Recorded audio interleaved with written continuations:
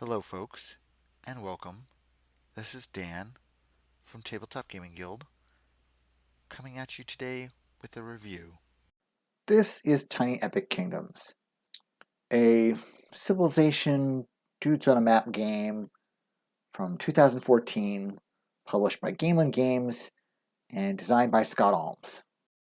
In this game, you take turns performing various actions, moving people around these terrain cards, and also building your tower, which is tracked on this card over here, researching magic, which unlocks unique player abilities on your player board here.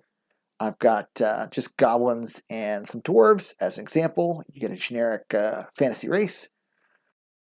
You get more meeples with the expand action, and you move meeples around with the patrol and quest action,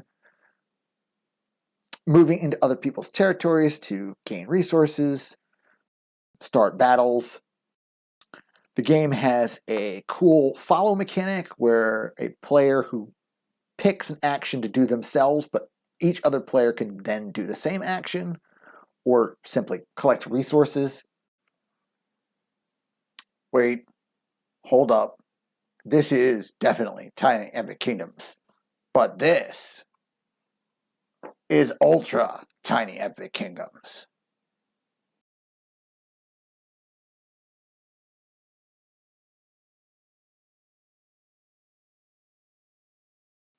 Ultra Tiny Epic Kingdoms is a 4X style civilization game put out by Gameland Games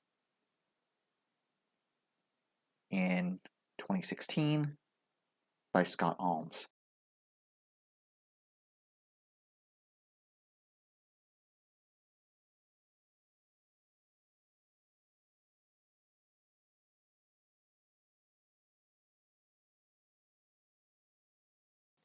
Despite the different box sizes, these two games seem to be very similar. On your turn, you select an available action. You mark the action with a cube. If this card has 5 cubes on it at the beginning of a player's turn, they remove all the cubes before they go and select their action out of the 6 possible actions. The person who selected the action has to do it.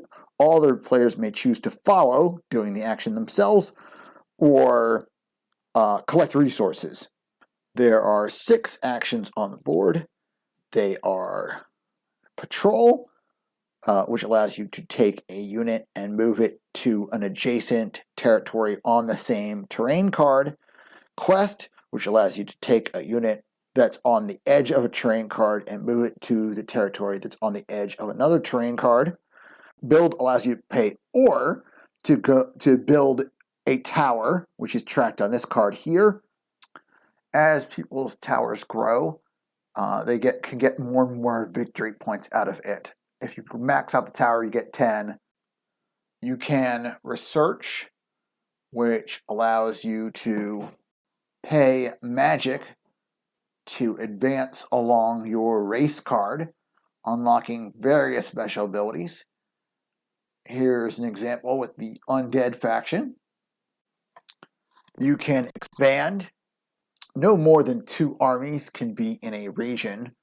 So if you're expanding, you put a cube from your supply into a region where you only have 1 army, and then you pay an amount of food equal to the number of armies you currently have on the table.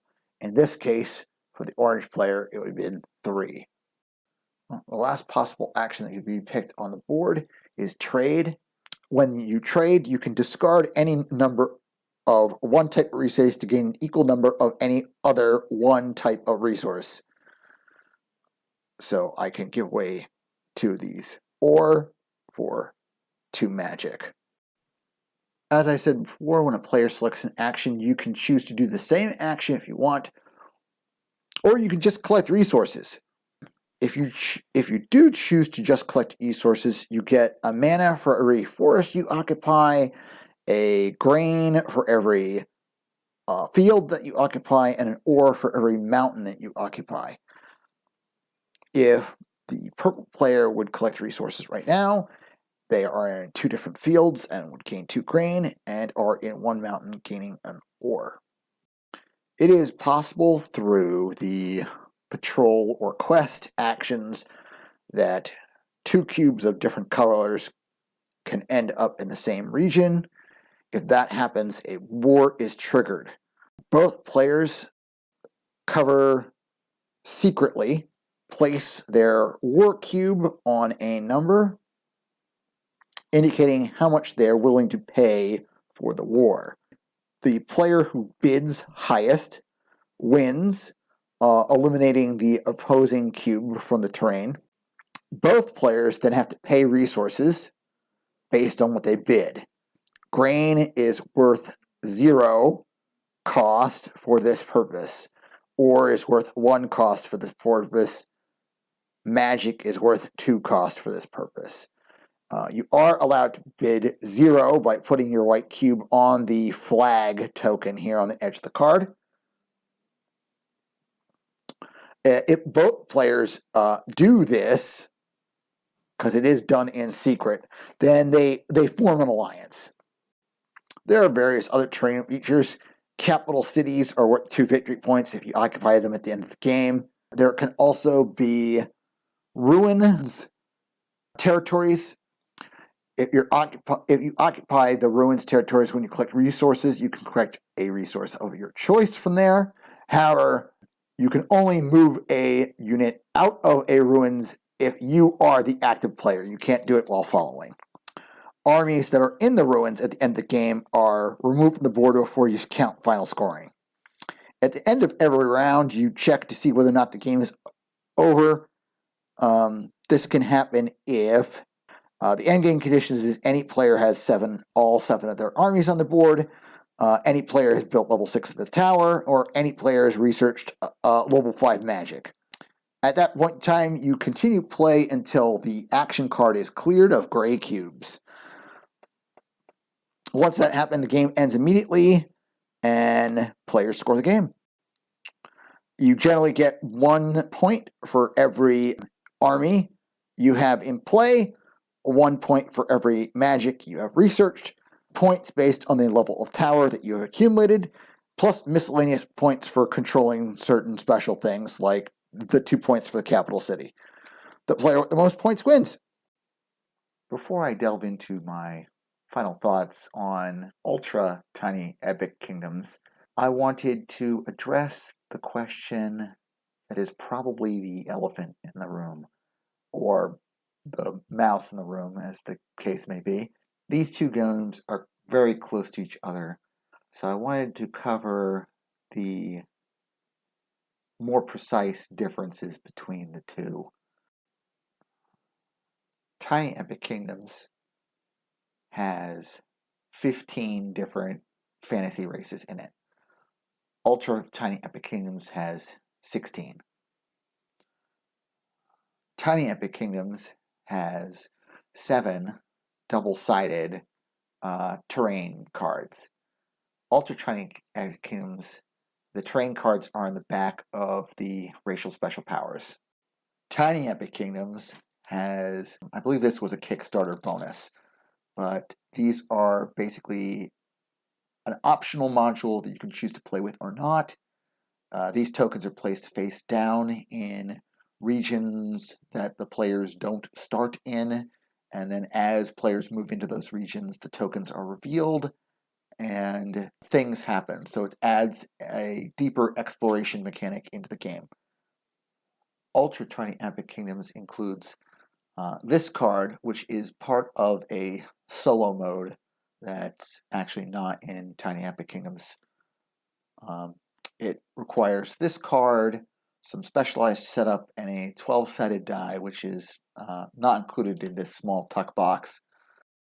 Otherwise, the theme of generic fantasy races, the mechanics of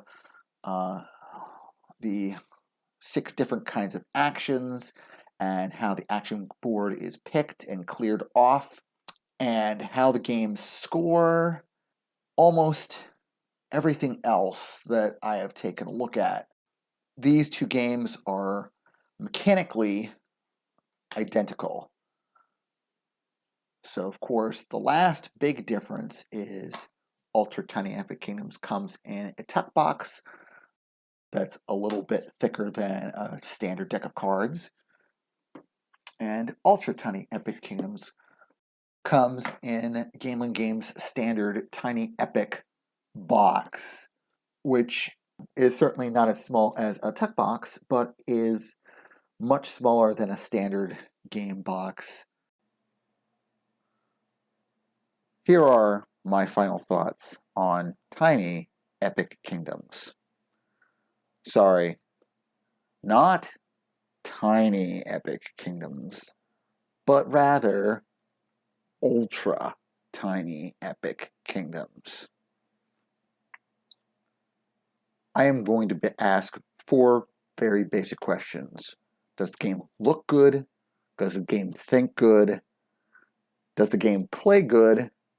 And is it worth it? Does the game look good is determined by largely its art and components. The components boil down to effectively a deck of cards and a set of wooden tokens. In this respect, the components are completely functional. The art assets, icons, and text all do a good job. Does the game think good is basically about the game design. I actually think that this game has a decent level of depth to its strategy. The choice of whether to follow or collect resources is significant in that if you don't do both in the right measure, you're going to lose out on action efficiency. Combined with the multitude of unique special powers that you can have access to leverage one strategy or another, I think there's a lot to think about in this relatively small box. Does the game play good? This refers to the actual experience of playing the game in terms of its excitement level, its tenseness or looseness, and its pacing. My personal experience with this game is that it can both be strategic and tactical. Tactical when someone else performs an action that you can take advantage of. Strategic when you're working towards a specific goal. Lastly, value. Is this game worth it? Ultra Tiny Epic Kingdoms is a small tuck box game that appears to be available for about $15 retail. Given that the game has a reasonable depth of strategy and I think good replay value thanks to the multitude of terrain cards and racial special abilities, I think this game is more than worth it. My overall score on Ultra Tiny Epic Kingdoms is that this is a good, strong workhorse game. Definitely worth trying if you're into this sort of thing. Hey folks, thanks for watching. If you liked the video, hit like, or even subscribe to the channel. Otherwise, see you around.